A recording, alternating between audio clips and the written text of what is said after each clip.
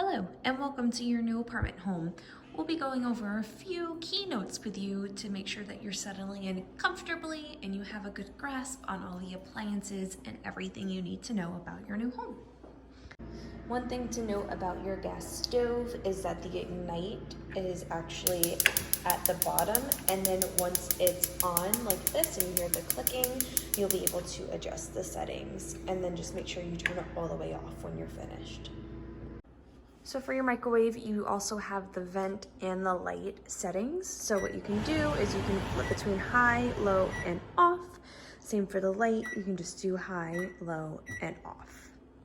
So for your dishwasher, you do have a few different settings that you can choose from. You can lock the controls by holding it 3 seconds.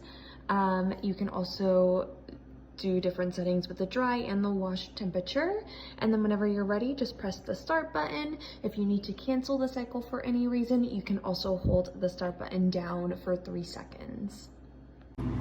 For the ice maker, it has an on and off switch. So all you have to do is when you're ready for ice, just turn it on. When the ice bucket is full, all you have to do is just switch it to the off position. So one thing you'll notice in your apartment home is this switch that doesn't appear to work for any of the lights. That's actually because it works to the vent above your refrigerator. This actually ventilates to the outside, so what you want to do is whenever you're cooking and it's pretty smoky in the apartment, instead of using the fan above here that uses recycled air, you'll actually want to use this vent as well.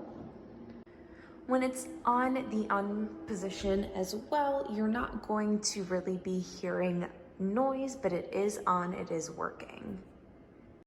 So for your thermostat, you do have a few different settings. For your fan, you have an auto and an on switch that you can switch between.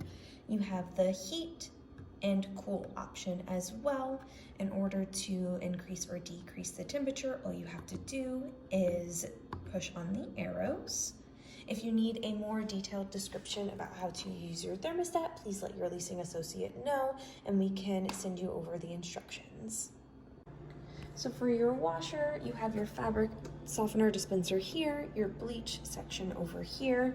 You have your settings to the left, and you'll be able just to select whatever you want your cycle to be. You can just spin, same thing with the temperatures and the load size, just spin to whatever temperature or size your load is.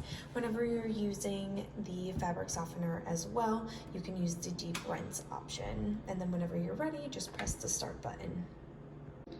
So for your dryer, very similar to the washer, you just have all of your settings to the right.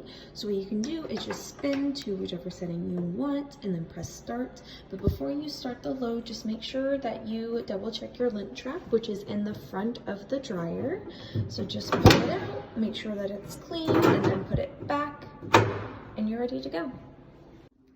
Something to mention about the counter space in the bathroom is that there is this cutout on the side. It appears to be a crack. It actually is not a crack. It is for ADA accessibility, so we're able to maneuver this bottom portion for those who need it. You will find some plugs around the apartment. It doesn't come in every plug, but you have the plug spaces here and then USB ports here as well. So you do have some variety throughout the apartment home. This is your gas emergency shutoff, so just make sure that it's always flipped to the on position. Just be careful when you're walking back and forth. It's usually within a hallway leading to a bedroom. So for your patio door, your blinds are clipped in. So what you're going to want to do if you ever wanted to raise the blinds is just come over to the sides, just push them out of the pins right over here, and then just grab from the bottom and just push up. So this closet outside is actually not for storage. It is a utility closet, so if you give the handle a little shake, it is locked. Maintenance does have the key to it if they need to access it for any work orders.